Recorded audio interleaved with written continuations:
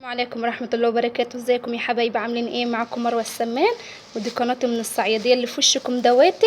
طبعا الناس اللي في الصعيد والناس اللي في القاهرة يعرفوا ده ايه ده كويس. دي الملوخية، دي يا حبايبي الملوخية الخضراء. في ناس سألتني من خارج مصر، اهل العراق قالوا لي ان الملوخية الخضر الملوخية عندهم بيبقى لونها احمر. لا، احنا عندنا الملوخية اهويتي، دي الملوخية الخضراء، وبنقرطفها كده الورق دوت، بنقرطفها وبنخرطها وبنعملها ملوخية خضراء.